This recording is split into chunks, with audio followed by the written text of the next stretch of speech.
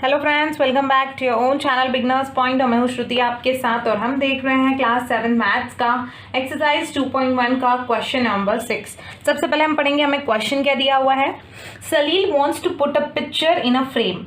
सलील को एक पिक्चर है, एक फोटो है उसके पास में, उसे फोटो फ्रेम के अंदर फिट करना है। The picture is 7 3/5 centimetre wide.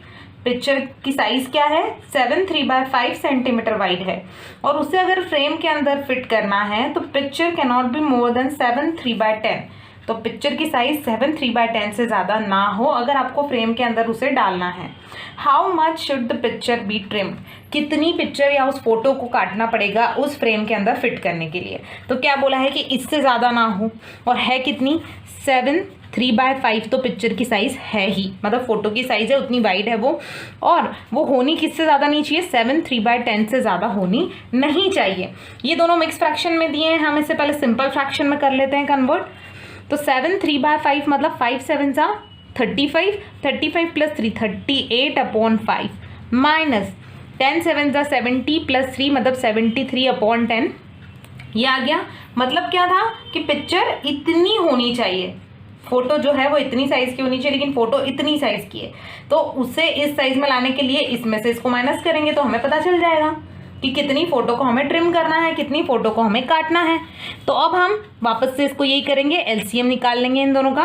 10 5 = 50 होता है और क्रॉस मल्टीप्लाई कर लेंगे। 10 × 38 मतलब 380 हो जाएगा हमारा, माइनस 73 × 5 तो 5 3 = 15 का 5 कैरी 1, 7 5 = 35 + 1 36। कितना हो गया, 380/360, 380 - 365/50।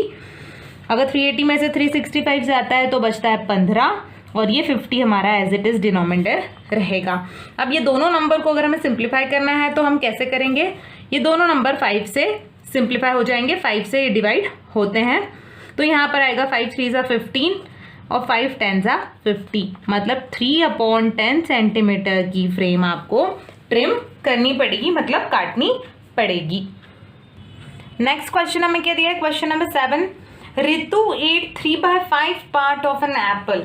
एक एप्पल का 3/5 पार्ट जो है वो रितु ने खा लिया।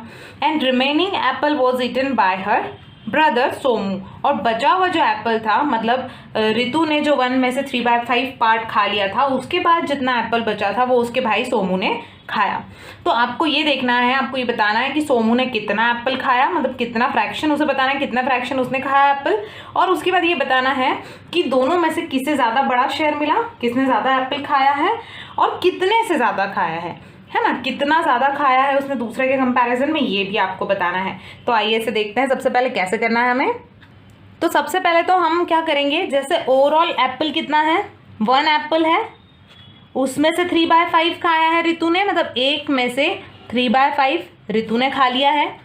इसे अगर हम माइनस करेंगे तो इसके नीचे कुछ नहीं है, मतलब हम 1 कंसीडर करेंगे। अब इसे हमारी नॉर्मल फ्रैक्शन की मेथड से सॉल्व करेंगे। डिनोमिनेटर सेम लाने के लिए इनका मल्टीप्लिकेशन होगा, मतलब 5 1 = 5 होगा, क्रॉस मल्टीप्लाई होगा, 5 1 = 5 माइनस 3 1 = 3, मतलब ये क्या हो गया 2/5। मतलब क्या हुआ, 2/5 पार्ट जो है वो किसने खाया, सोमू ने। क्यों, क्योंकि उन्होंने क्या बोला था कि एक एप्पल में से 3/5 पार्ट रितु ने खा लिया, बचा हुआ जो पार्ट था, जब एक एप्पल में से 3/5 पार्ट चले गया तो 2/5 पार्ट बचा था जो सोमू ने खाया। तो पहला क्वेश्चन जो था हमारा वो तो यहाँ सॉल्व हो गया कि सोमू ने कितना खाया, 2/5। अब बताना है आपको who had the larger share, किसे ज़्यादा बड़ा शेयर मिला।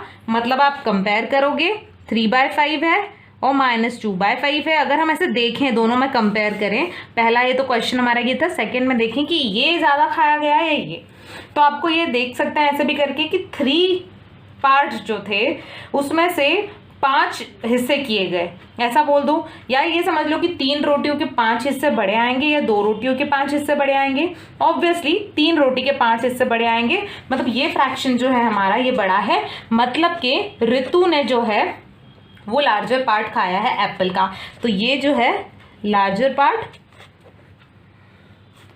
Was eaten by Ritu, Ritu ने लार्जर पार्ट खाया है। अब कितने से ज़्यादा खाया है ना, रितु ने ज़्यादा तो खाया लेकिन कितना ज़्यादा खाया, उससे कितना ज़्यादा खाया। तो इसके लिए हमारा थर्ड क्वेश्चन है। इसमें हम क्या करेंगे, बड़े पार्ट में से छोटे पार्ट को माइनस कर देंगे। बड़ा ऋतु ने खाया, छोटा सोमू ने खाया, कितना ज़्यादा खाया, तो ऋतु के पार्ट में से सोमू का माइनस करेंगे तो पता चलेगा कितना पार्ट। 5 हमारा डिनोमिनेटर सेम है तो यहाँ पर हमें सेम करने की ज़रूरत नहीं है, 5 ही लिखना है।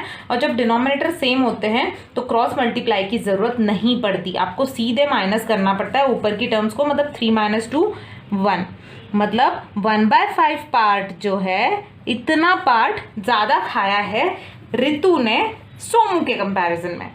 ठीक है, तो ये हमारे तीनों आंसर थे। पहले में बताया गया कि ऋतु ने 3/5 पार्ट खा लिया तो सोमू को 2/5 मिला।